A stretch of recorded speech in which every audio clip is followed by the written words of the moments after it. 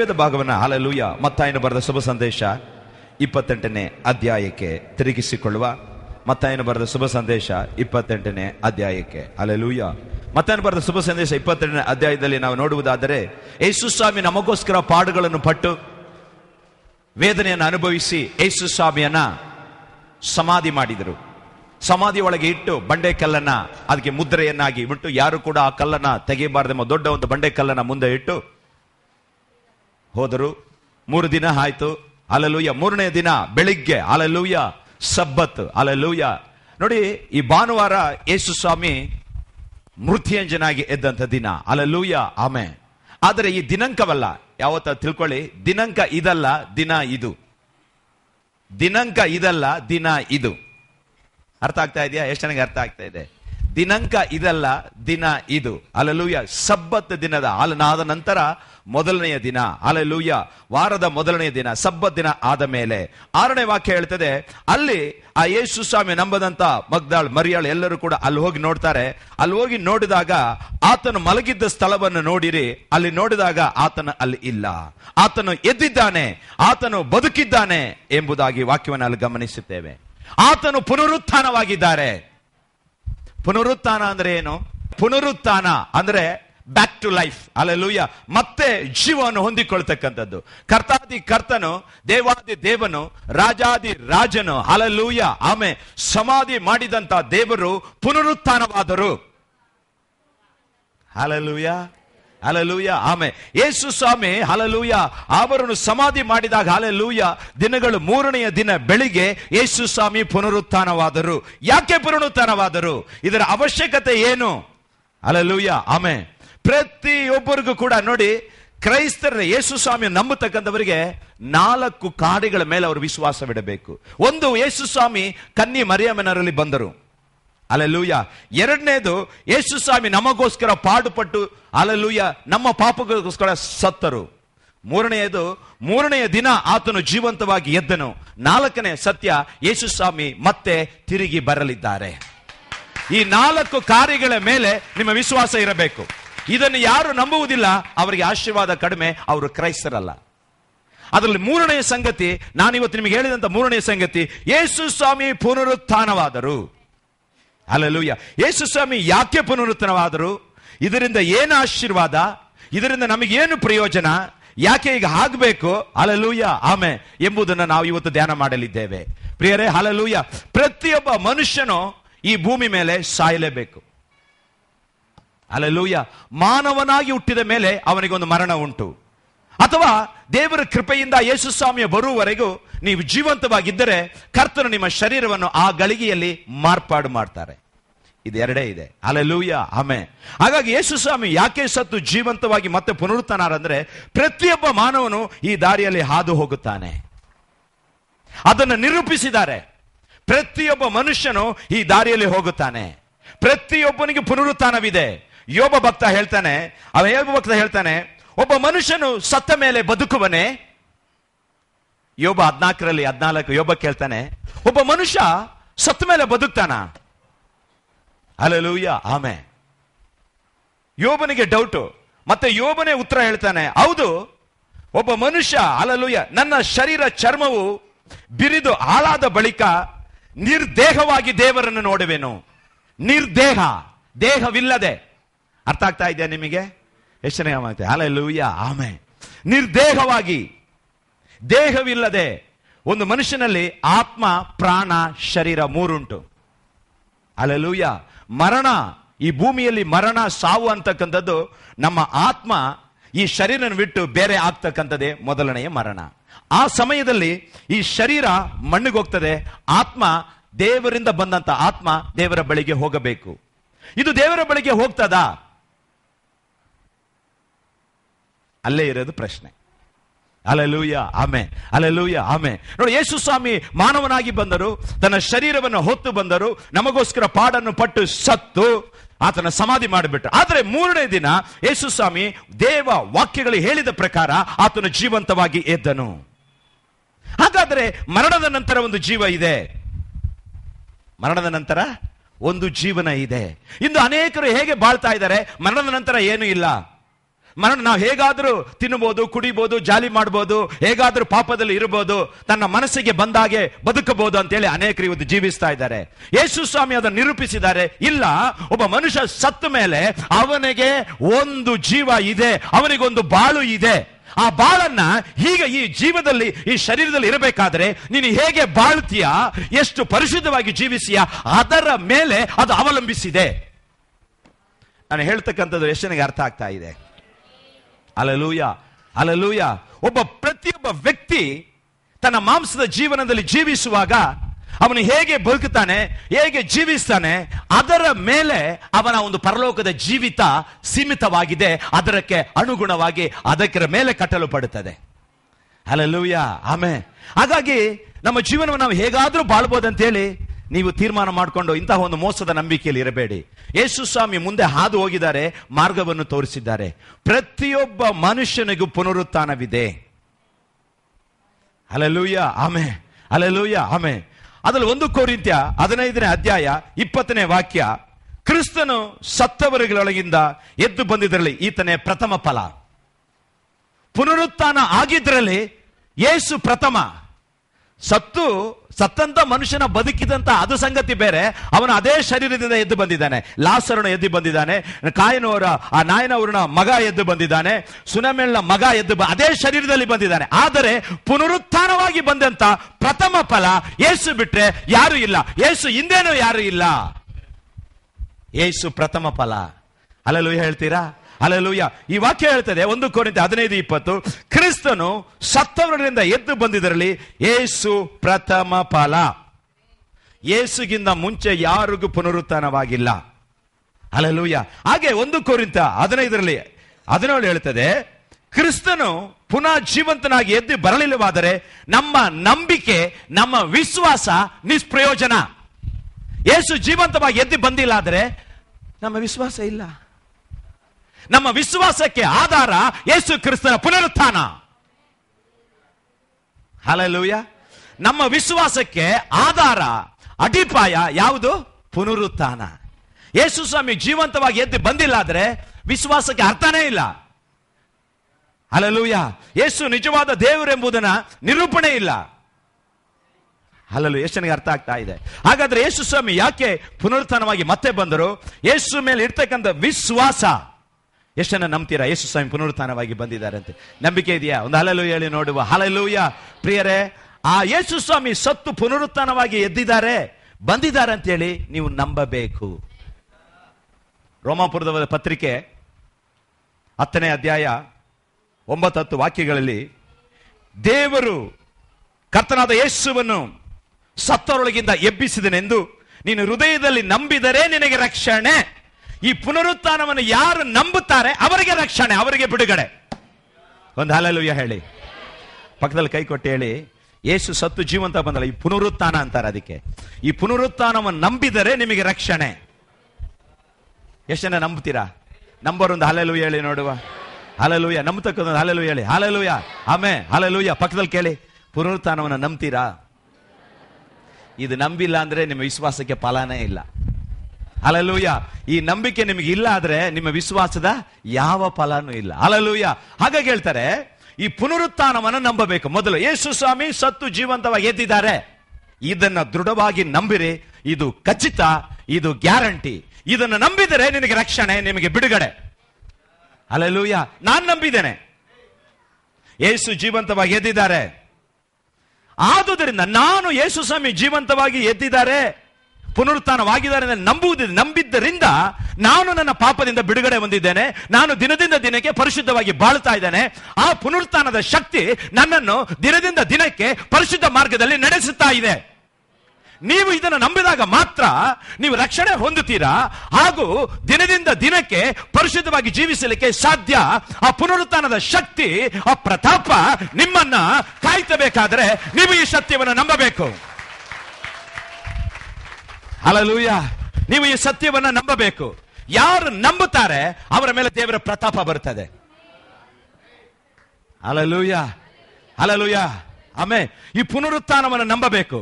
ನಂಬುದಾಗ ಮಾತ್ರ ನಾವು ರಕ್ಷಣೆ ಹೊಂದಲಿಕ್ಕೆ ಸಾಧ್ಯ. ಹಲ್ಲೆಲೂಯ. ಈ ಪುನರುತ್ಥಾನವ ಯಾರು ನಂಬಿಲ್ಲ ಅವರು ಪಾಪದಿಂದ, ಶಾಪದಿಂದ, ಸೈತಾನನ ಬಂಧನದಿಂದ, ಮಾಂತ್ರಿಕ ಶಕ್ತಿಗಳಿಂದ ಬಿಡುಗಡೆ ಆಗಲಿಕ್ಕೆ ಸಾಧ್ಯವೇ ಇಲ್ಲ. ಆಮೇಲೆ ಹೇಳ್ತೀರಾ? ನೀವು ಯೇಸು ಸ್ವಾಮಿ ಸತ್ತು ಪುನರುತ್ಥಾನವಾಗಿ ನಂಬಿ ಸೈತಾನನ ಬಂಧನದಿಂದ ಬಿಡುಗಡೆ ಉಂಟಾಗ್ತದೆ. ಮಂತ್ರಶಕ್ತಿಗಳು ನಿಮಗೆ ಏನು ಕ್ರಿಯೆ ಮಾಡಲಿಕ್ಕೆ ಸಾಧ್ಯನೇ ಇಲ್ಲ. Hallelujah, hallelujah. ಹಾಗಾಗಿ ಬಹಳ ವಾಕ್ಯ ಹೇಳ್ತದೆ, ನಮ್ಮ ವಿಶ್ವಾಸ ಆ ಪುನರುತ್ಥಾನದ ಮೇಲೆ ಇದೆ. ಇವತ್ತು ನೀವು ಕೂಡ ದಿನದಿಂದ ದಿನಕ್ಕೆ ಹೋದ ವರ್ಷಕ್ಕಿಂತ ಅನೇಕ 2 ವರ್ಷಗಳಿಂದ 2 ತಿಂಗಳಿಗಿಂತ ಇವತ್ತು ಇನ್ನೂ ದಿನದಿಂದ ದಿನಕ್ಕೆ ಪರಿಶುದ್ಧವಾಗಿ ಜೀವಿಸ್ತಾ ಇದ್ದೀರಾ? ಎಷ್ಟು ಜನಕ್ಕೆ ಆ ಯೋಚನೆ ಬರ್ತಾ ಇದೆ, ನಾನು ನೆನ್ನೆಗಿಂತ ಇವತ್ತು ಇನ್ನೂ ಸ್ವಲ್ಪ ಪರಿಶುದ್ಧವಾಗಿರ್ಬೇಕು, ಇನ್ನೂ ನಾನು ಸಾಕ್ಷಿಯಾಗಿರ್ಬೇಕಂತ ಎಷ್ಟು ಜನಕ್ಕೆ ಆ ಯೋಚನೆ ಇದೆ? ಈ ಯೋಚನೆ ಎಲ್ಲಿಂದ ಬಂತು ಗೊತ್ತಾ? ಆ ಪುನರುತ್ಥಾನದ ಶಕ್ತಿಯಿಂದ ಬಂದಿರೋದು. Hallelujah, hallelujah. ನಾವೇ ಸಾಕ್ಷಿ ರೀ. ಯೇಸು ಸ್ವಾಮಿ ಪುನರುತ್ಥಾನವಾಗಿದ್ದಾರೆ ನನಗೆ ಸಾಕ್ಷಿ ಯಾರು ಗೊತ್ತಾ? ನಾವು, ನೀವುಗಳೇ. ಯಾಕಂದ್ರೆ ನಾವು ನೆನ್ನೆಗಿಂತ ಇವತ್ತು ಪರಿಶುದ್ಧವಾಗಿದ್ದೇವೆ. Hallelujah, hallelujah. ನಾವು ರಕ್ಷಣೆ ಹೊಂದಿದ್ದೇವೆ, ನಾವು ಪಾಪ ಕಾರ್ಯಗಳನ್ನು ಬಿಟ್ಟಿದ್ದೇವೆ. ಇದು ನಮ್ಮ ಸ್ವಪ್ರಯತ್ನವಲ್ಲ, ಇದು ನಮ್ಮ ಸ್ವಪ್ರಯತ್ನವಲ್ಲ, ಇದು ನಮ್ಮ ಸ್ವಂತ ಬಲವಲ್ಲ. ಇದು ಜೀವಂತವಾಗಿ ಎದ್ದಂತ ಮೃತ್ಯುಂಜಯನಾದಂತ ಆ ಪುನರುತ್ಥಾನದ ಶಕ್ತಿ ನಮಗೆ ಬಿಡುಗಡೆಯನ್ನು ಕೊಟ್ಟು ನಡೆಸ್ತಾ ಇದೆ. ಹಲ್ಲೆಲೂಯ. ನೀವು ಇದನ್ನು ನಂಬಿ ಪ್ರಿಯರೇ, ನಿಮ್ಮಲ್ಲಿ ಇರ್ತಕ್ಕಂಥ ಅಭ್ಯಾಸಗಳಿರ್ಬೋದು, ಗುಣಗಳು ನಿಮ್ಮನ್ನ ಬಿಟ್ಟು ಹೋಗಲಿಕ್ಕೆ ಅಥವಾ ನೀವು ಬಿಡ್ಲಿಕ್ಕೆ ಕಷ್ಟವಾಗಬಹುದು. ಯೇಸು ಸ್ವಾಮಿ ಸತ್ತು ಜೀವಂತವಾಗಿದ್ದಾರೆ. ಆ ಶಕ್ತಿ ನನ್ನನ್ನು ಬದಲಾವಣೆ ಮಾಡತ್ತೆ. ಯೇಸು ಮೃತ್ಯುಂಜಯನ ಎದ್ದಿದ್ದಾನೆ, ಪಾಪದ ಮೇಲೆ ಜಯವನ್ನು ಹೊಂದಿದ್ದಾರೆ, ಶಾಪದ ಮೇಲೆ, ಸೈತಾನನ ಮೇಲೆ ಜಯವನ್ನು ಹೊಂದಿದ್ದಾರೆ, ತಲೆಯನ್ನು ತುಳಿದು ಜೀವಂತವಾಗಿ ಎದ್ದು ಬಂದಿದ್ದಾರೆ ಅಂತೇಳಿ ನಿನ್ನ ಹೃದಯದಲ್ಲಿ ಸ್ವಲ್ಪ ಆ ಮೂಲೆಯಲ್ಲಿ ನಂಬಿದರೆ ಸಾಕು. ಆ ಶಕ್ತಿ ನಿನ್ನ ಜೀವನವನ್ನೇ ಬದಲಾವಣೆ ಮಾಡಿಬಿಡ್ತದೆ. ಕರಗಳನ್ನು ತಟ್ಟಿ ಕರ್ತನ ಮಹಿಮೆ ಪಡಿಸುವ. Hallelujah, amen, hallelujah. ಹಾಗಾಗಿ ದೇವರು ಹೇಳ್ತಾರೆ, ಪ್ರತಿಯೊಬ್ಬರಿಗೂ ಪುನರುತ್ಥಾನವಿದೆ. ಈ ಪುನರುತ್ಥಾನ ಆದ ಮೇಲೆ ಯೇಸು ಸ್ವಾಮಿ ಯಾವ ಶರೀರದಲ್ಲಿ ಸಮಾಧಿ ಮಾಡಿದ್ರು, ಪುನರುತ್ಥಾನವಾದ ಮೇಲೆ ಆ ಶರೀರದಲ್ಲಿ ಬರಲಿಲ್ಲ. ಹಲ್ಲೆಲೂಯ. ತಿಳ್ಕೊಳ್ಳಿ, ಆ ಶರೀರದಲ್ಲಿ ಬರಲಿಲ್ಲ. ನೋಡಿ, ಈ ಭೂಲೋಕಕ್ಕೆ ಒಂದು ಶರೀರ, ಪರಲೋಕಕ್ಕೆ ಒಂದು ಶರೀರ. ಪ್ರಾಣಿಗೆ ಒಂದು ಶರೀರ, ಮನುಷ್ಯನಿಗೆ ಒಂದು ಶರೀರ, ಹಕ್ಕಿಗೆ ಒಂದು ಶರೀರ, ಬೇರೆ ಅನೇಕ ಕ್ರಿಮಿ ಕೀಟಗಳಿಗೆ ಒಂದು ಶರೀರ. ಹಾಗೆ ನಾವು ಪರಲೋಕಕ್ಕೆ ಹೋಗಬೇಕಾದ್ರೆ ನಮಗೆ ಒಂದು ಬೇರೆ ಒಂದು ಶರೀರವಿದೆ, ಅದು ಆತ್ಮಿಕ ಶರೀರ ಅಂತ ಹೇಳ್ತಾರೆ. ಹಲ್ಲೆಲೂಯ. ನಾವು ಪುನರುತ್ಥಾನ ಆದ ಮೇಲೆ ಆ ಆತ್ಮ ಆತ್ಮಿಕ ಶರೀರವನ್ನು ಹೊಂದಿಕೊಳ್ಳುತ್ತದೆ. ಪ್ರಾಕೃತ ದೇಹದಲ್ಲಿ ಬಿತ್ತಲ್ಪಡುತ್ತದೆ, ಆತ್ಮಿಕ ದೇಹವಾಗಿ ಎದ್ದು ಬರುವುದು. ಯಾವ ದೇಹ? ಆತ್ಮಿಕ. ಆತ್ಮಿಕ ದೇಹ. ಎಲ್ಲರೂ ಹೇಳಿ, ಸ್ಪಿರಿಚುವಲ್ ಬಾಡಿ. ಎಲ್ಲರೂ ಹೇಳಿ, ಆತ್ಮಿಕ ದೇಹ. ಆಮೇಲೆ ಒಂದು ಬೀಜವನ್ನ ನೆಲದಲ್ಲಿ ಹಾಕಿ ಬಿತ್ತಿದಾಗ ನಾವು ಬೀಜನ ಬಿತ್ತುತ್ತೇವೆ, ಅದು ಬೀಜ ಬರ್ತದ? ಏನ್ ಬರ್ತದೆ? ಗಿಡ ಬರ್ತದೆ. ಹಲ್ಲೆಲೂಯ. ಗೋಧಿ ಹಾಕಿದಾಗ ಗೋಧಿ ಬರ್ತದ? ಅಕ್ಕಿ ಹಾಕಿದಾಗ ಅಕ್ಕಿ ಬರ್ತದ? ಹಲ್ಲೆಲೂಯ. ರಾಗಿ ಹಾಕಿದಾಗ ರಾಗಿ ಬರ್ತದ? ಯಾಕೆ? ಹಿತ್ತಲಲ್ಲಿ ಒಗ್ಗರಣೆ ಮಾಡಿಬಿಟ್ಟು ಸಾಸಿವೆ ಚೆಲ್ಲಿದಾಗ ಸಾಸಿವೆ ಬರ್ತಾ ಇದೆ, ಸಾಸಿವೆ ಗಿಡ ಬರ್ತದ? ಹೌದಂತೀರಾ? ಏನಂತೀರಾ? ಹಲ್ಲೆಲೂಯ. ಅದೇ ರೀತಿ ನಾವು ಮರಣವೆಂಬುದು ಬಿತ್ತಲು ಪಡುವುದು. ಏನಕ್ಕೆ? ಆತ್ಮಿಕ ಶರೀರವನ್ನು ಹೊಂದಿಕೊಳ್ಳಲಿಕ್ಕೆ, ಪರಲೋಕಕ್ಕೆ ಹೋಗಲಿಕ್ಕೆ.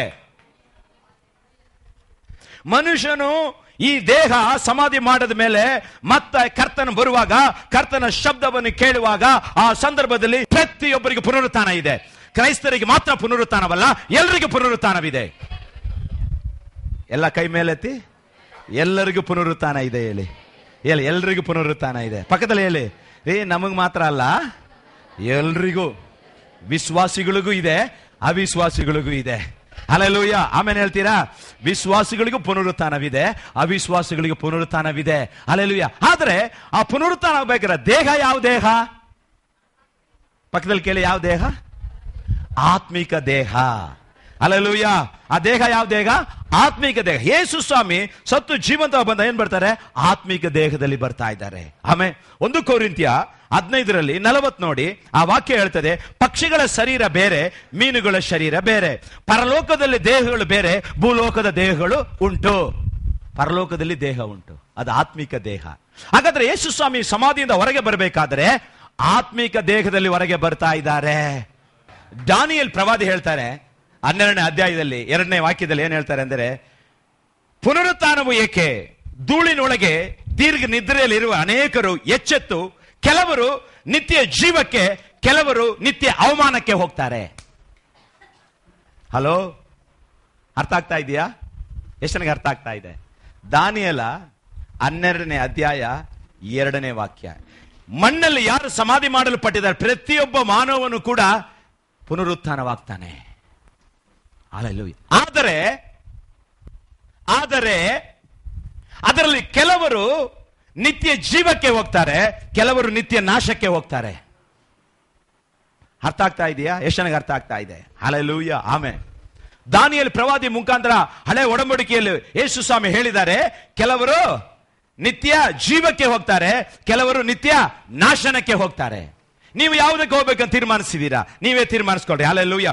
ಈ ಭೂಲೋಕದಲ್ಲಿ ಜೀವಿಸುವಾಗ ನೀವು ಯಾವುದಕ್ಕೆ ಹೋಗಬೇಕೆಂಬುದು ಇಲ್ಲೇ ತೀರ್ಮಾನ ಮಾಡ್ಕೊಳ್ರಿ. Hallelujah, amen. ಅದಕ್ಕೆ ಯೇಸು ಸ್ವಾಮಿ ಹೇಳಿದ್ದಾರೆ, ಮಾನವನಾಗಿ ಅವನು ಇರಬೇಕ ಜೀವನದಲ್ಲಿ, ಸತ್ತ ಮೇಲೆ ನಿನಗೊಂದು ಬಾಳುಂಟು, ನಿನಗೊಂದು ಜೀವ ಉಂಟು, ನಿನಗೊಂದು ನಿತ್ಯ ಜೀವ ಎಂಬುದನ್ನು ತೋರಿಸಲಿಕ್ಕೆ ಯೇಸು ಸತ್ತು ಪುನರುತ್ಥಾನವಾಗಿದ್ದಾರೆ. ಸುಮ್ಮನೆ ಹುಡುಗಾಟಕ್ಕೆ ಆಡಿಲ್ಲ. ಯೇಸು ಮಾನವನಾಗಿ ಬಂದು ಮಾನವನಿಗೆ ಮುಂದೆ ಇರತಕ್ಕಂಥ ಗತಿ ಏನು, ಅವನ ಬಾಳು ಏನು ಎಂಬುದನ್ನ ಖಚಿತಪಡಿಸಲಿಕ್ಕೆ, ದೃಢಪಡಿಸಲಿಕ್ಕೆ ಯೇಸು ಸ್ವಾಮಿ ಸತ್ತು ಜೀವಂತವಾಗಿ ಎದ್ದಿದ್ದಾರೆ. ಪ್ರಿಯರೇ, ಕರ್ತನಲ್ಲಿ ನೀವು ಹೇಗಿದ್ದೀರಾ? ನಿಮ್ಮನ್ನೇ ಪರೀಕ್ಷಿಸಿಕೊಳ್ಳ್ರಿ. Hallelujah, amen. Hallelujah, amen. ಈ ದಿನದಲ್ಲಿ ಯೇಸು ಸ್ವಾಮಿ ಪುನರುತ್ಥಾನವಾಗಿದ್ದಾರೆ. Hallelujah, hallelujah. ಹಾಗಾದ್ರೆ ನಾವು ಈ ಪುನರುತ್ಥಾನಕ್ಕೆ ಸಿದ್ಧವಾಗಿದೆಯೇವೆ? ನಾವು ಯಾವ ಕ್ಲಾಸ್ನಲ್ಲಿದ್ದೇವೆ? Hallelujah, amen. ಪ್ರತಿಯೊಬ್ಬರಿಗೂ ಪುನರುತ್ಥಾನವಿದೆ. ಯೋಹಾನನ ಬರೆದ ಶುಭ ಸಂದೇಶ 5ನೇ ಅಧ್ಯಾಯ 28 ಹಾಗೂ 29ನೇ ವಾಕ್ಯವನ್ನು ನೋಡಿದಾಗ, ಸಮಾಧಿಯಲ್ಲಿ ಇರುವ ಎಲ್ಲರೂ ಆತರ ಧ್ವನಿ ಕೇಳಿ ಎದ್ದು ಹೊರಗೆ ಬರುತ್ತಾರೆ. ಹಲ್ಲೆಲೂಯಾ, ಹಲ್ಲೆಲೂಯಾ ಹೇಳಿ. ಯೇಸು ಸ್ವಾಮಿ ಲಾಸರನ್ನು ಕರೆದರು, ಲಾಸರ್ ಕಮ್ ಔಟ್. ಲಾಸರ್ ಹೊರಗೆ ಬಂದ. ಹಾಗೆ ಯೇಸು ಸ್ವಾಮಿಯನ್ನ ಧ್ವನಿಯನ್ನು ಕೇಳತಕ್ಕಂತ ಎಲ್ಲರೂ ಕೇಳ್ತಾರೆ, ಪ್ರತಿಯೊಬ್ಬರು ಸಮಾಧಿಯಿಂದ ಎದ್ದು ಹೊರಗೆ ಬರುತ್ತಾರೆ. ಅದೇ ಯೋಹಾನ 5:29 ವಾಕ್ಯ ಹೇಳ್ತದೆ, ಹಲ್ಲೆಲೂಯಾ, ಒಳ್ಳೆಯದನ್ನು ಮಾಡಿದವರು ನಿತ್ಯ ಜೀವಕ್ಕೆ ಹೋಗ್ತಾರೆ, ಕೆಟ್ಟದ್ದನ್ನು ಮಾಡಿದವರು ನಿತ್ಯ ನರಕಕ್ಕೆ ಹೋಗ್ತಾರೆ. ಅರ್ಥ ಆಗ್ತಾ ಇದೆಯಾ? ಎಷ್ಟು ನನಗೆ ಅರ್ಥ ಆಗ್ತಾ ಇದೆ? Hallelujah, amen. ನೀವು ಯೇಸು ಸ್ವಾಮಿಯಿಂದ ನಿಮಗೆ ಬಿಡುಗಡೆ ಬೇಕಾ? ನಿಮಗೆ ಸಮಾಧಾನ ಬೇಕಾ? ಹಲ್ಲೆಲೂಯಾ. ನಿಮಗೆ ಆರೋಗ್ಯ ಬೇಕಾ? Hallelujah, amen. ಸೈತಾನ ನಿಮ್ಮ ಕುಟುಂಬವನ್ನು ಮುಟ್ಟಬಾರ್ದ? ಈ ಸತ್ಯವನ್ನ ಸರಿಯಾಗಿ ತಿಳ್ಕೊಳ್ಬೇಕು. Hallelujah, amen. ನಾನು ಹೇಳಿದ ಎಲ್ಲರಿಗೂ ಪುನರುತ್ಥಾನವಿದೆ, ಆದರೆ 2 ಪುನರುತ್ಥಾನ ಆಗತ್ತೆ. ಆಮೆನ್.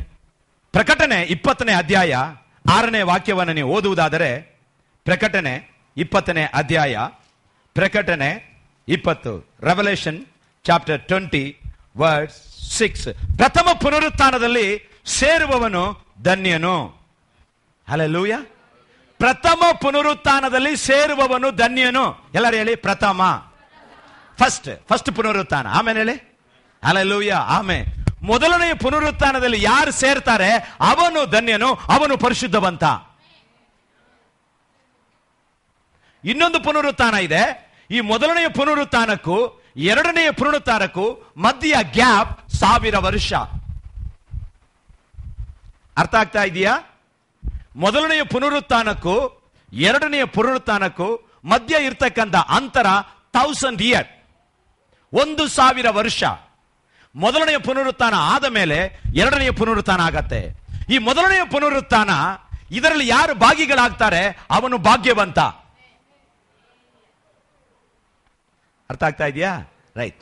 ಈ ಮೊದಲನೆಯ ಪುನರುತ್ಥಾನದಲ್ಲಿ ಯಾರು ಭಾಗಿಯಾಗ್ತಾರೆ ಅವನು ಭಾಗ್ಯವಂತ, ಅವನು ಪರಿಶುದ್ಧವಂತ. ಹಲ್ಲೆಲೂಯಾ. ಇವನ ಮೇಲೆ, ಈ ಮೊದಲನೆಯ ಪುನರುತ್ಥಾನದ ಯಾರು ಭಾಗಿಯಾಗ್ತಾರೆ ಅವನ ಮೇಲೆ ಸೈತಾನ ಆಳ್ವಿಕೆ ಮಾಡುವುದಿಲ್ಲ, ಇವನು ನರಕಕ್ಕೆ ಹೋಗುವುದಿಲ್ಲ. ಈ ಮೊದಲನೆಯ ಪುನರುತ್ಥಾನದಲ್ಲಿ ಭಾಗಿಯಾಗಿರ್ತಕ್ಕಂಥ ವ್ಯಕ್ತಿ ಆತ್ಮ, ಇವನು ನರಕಕ್ಕೆ ಹೋಗುವುದಿಲ್ಲ. ಇವನು 1000 ವರ್ಷ ಯೇಸುವಿನ ಜೊತೆ ಆಡಳಿತವನ್ನು ಮಾಡ್ತಾನೆ. ಹಲ್ಲೆಲೂಯಾ. ಎಷ್ಟು ನನಗೆ ಅರ್ಥ ಆಗ್ತಾ ಇದೆ? ಅರ್ಥ ಆಗ್ತಿರೋದು ಹಲ್ಲೆಲೂಯಾ ಹೇಳಿ.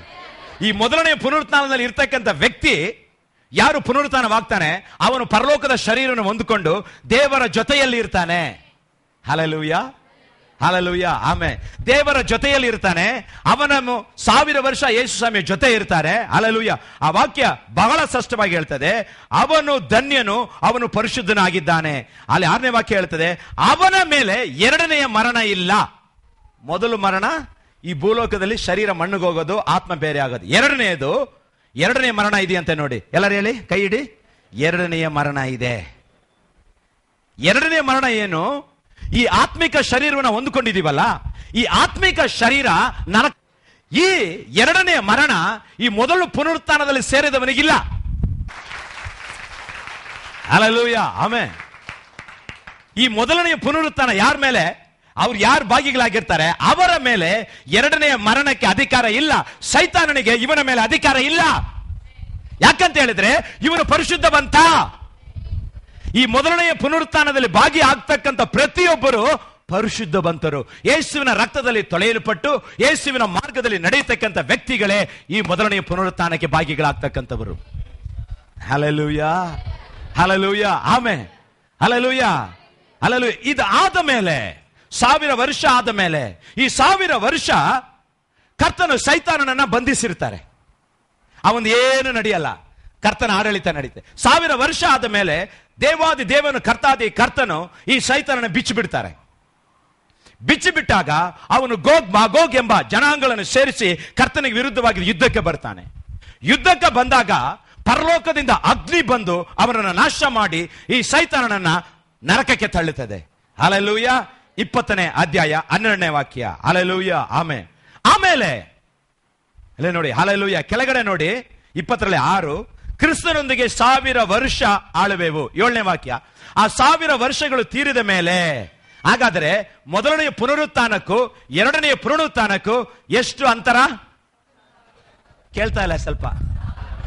ಈ ಕಡೆ ಸರಿ. ಮೊದಲನೇ ಪುನರುತ್ಥಾನದಲ್ಲಿ ಇರಬೇಕಾದ್ರೆ ಅವನ ಗುಣಗಳೇನಿರಬೇಕು? ಪರಿಶುದ್ಧನಾಗಿರಬೇಕು. ಅವನಿಗೆ ಆಶೀರ್ವಾದ ಏನು? ದೇವರ ಜೊತೆ ಕುತ್ಕೊಂಡು ಆಡಳಿತವನ್ನ ಮಾಡ್ತಾನೆ. ಹಲ್ಲೆಲೂಯಾ. ಅದಕ್ಕೆ ಇರ್ತಕ್ಕಂಥ ಗ್ಯಾಪ್ ಎಷ್ಟು? 1000 ವರ್ಷ. ರೈಟ್. ಈಗ ನೋಡಿ, ಈ 12ನೇ ವಾಕ್ಯದಲ್ಲಿ ಹೇಳ್ತಾರೆ 1000 ವರ್ಷ ಆದ್ಮೇಲೆ ಇವಾಗ ಯಾರು ಬರ್ತಾರೆ? ಎರಡನೇ ಪುನರುತ್ಥಾನ. ಈಗ ಎರಡನೇ ಪುನರುತ್ಥಾನ. ಅಲ್ಲಿ ಬಿಳಿ ಸಿಂಹಾಸನ, ಆ ಬಿಳಿ ಸಿಂಹಾಸನದ ಮೇಲೆ ಕರ್ತಾದಿ ಕರ್ತನ ಕುಳಿತಿದ್ದಾರೆ. ಅಲ್ಲಿ ಜೀವ ಪುಸ್ತಕಗಳು ತೆರೆಯಲ್ಪಡುತ್ತದೆ. ಆ ವಾಕ್ಯ ಹೇಳ್ತದೆ, 12ನೇ ವಾಕ್ಯ, ಸತ್ತವರಾದ ದೊಡ್ಡವರು ಚಿಕ್ಕವರು ಸಿಂಹಾಸನದ ಮುಂದೆ ನಿಂತಿರು. ರೀ, ಅವನು ಚಿಕ್ಕದ್ರಲ್ಲಿ ಪಾಪ ಮಾಡಿರ್ಲಿ, ದೊಡ್ಡದವನು ಪಾಪ ಮಾಡಿರ್ಲಿ, ಅವನು ಕರ್ತನ ಮುಂದೆ ಬರಲೇಬೇಕು. ಹಲ್ಲೆಲೂಯಾ. ನೀನು ಚಿಕ್ಕ ವಯಸ್ಸಿನಲ್ಲಿ ಕಳ್ತನ ಮಾಡಿಬಿಟ್ಟಿದ್ದೇನೆ ಅಂತೇಳಿ ನಿನಗೆ ಬಿಡಲ್ಲ. ನಮ್ಮ ಸರ್ಕಾರ ಬಿಡಬಹುದು, ನಮ್ಮ ನ್ಯಾಯಾಂಗ ಬಿಡಬಹುದು, ನಮ್ಮ ಸಂವಿಧಾನ ಬಿಡಬಹುದು, ಆದರೆ ಈ ಪರಲೋಕದ ಸಂವಿಧಾನ ಬಿಡುವುದಿಲ್ಲ. ಕರಗಳನ್ನು ತಟ್ಟಿ ಕರ್ತರಿಗೆ. ಪರಲೋಕದಲ್ಲಿ ಒಂದು ಸಂವಿಧಾನವಿದೆ. ನಮ್ಮ ನ್ಯಾಯಾಧಿಪತಿ ರಾಜಾದಿರಾಜ. ನಮ್ಮ ದೇಶಕ್ಕೆ ಒಂದು ಸಂವಿಧಾನ, ನಮ್ಮ ದೇಶಕ್ಕೆ ಒಂದು ನ್ಯಾಯಾಂಗ, ನಮ್ಮ ದೇಶಕ್ಕೆ ಒಂದು ನ್ಯಾಯಾಧಿಪತಿ, ನಮ್ಮ ಗ್ರಾಮಕ್ಕೆ ಒಂದು ನ್ಯಾಯಾಧಿಪತಿ. ನಮ್ಮ ದೇಶದಲ್ಲಿ ಒಬ್ಬ ನಾಯಕರಿದ್ದಾರೆ. ಬೇರೆ ದೇಶಕ್ಕೆ ಆ ದೇಶದ ನ್ಯಾಯ ಬೇರೆ. Hallelujah, amen. ಅಮೆರಿಕ ದೇಶದ ನ್ಯಾಯ ಬೇರೆ, ಇಂಗ್ಲೆಂಡ್ ದೇಶದ ಜಡ್ಜಸ್ ಬೇರೆ, ಅಲ್ಲಿ ತೀರ್ಮಾನಗಳು ಬೇರೆ, ಅಲ್ಲಿ ಕಾನೂನುಗಳು ಬೇರೆ. ಅದೇ ರೀತಿ ಪರಲೋಕದ ಕಾನೂನು ಬೇರೆ, ಅಲ್ಲಿ ನ್ಯಾಯಾಧಿಪತಿ ಬೇರೆ. ಅಲ್ಲಿ ಒಂದೇ ಒಂದು ನ್ಯಾಯಾಧಿಪತಿ ಯೇಸು ಸ್ವಾಮಿ ನ್ಯಾಯ ತೀರಿಸ್ತಾರೆ ಈ ಪುಸ್ತಕದ ಮೇಲೆ. ಹಲ್ಲೆಲೂಯಾ. ಅವರಿಗೂ ಸೆಕ್ಷನ್ ಉಂಟು, ನಮಗೂ ಪರಲೋಕದ ಸೆಕ್ಷನ್ ಉಂಟು. ಅರ್ಥ ಆಯ್ತೆ? ಅರ್ಥ ಆಗಿದ್ರೆ ಒಂದು ಹಲ್ಲೆಲೂಯಾ ಹೇಳಿ.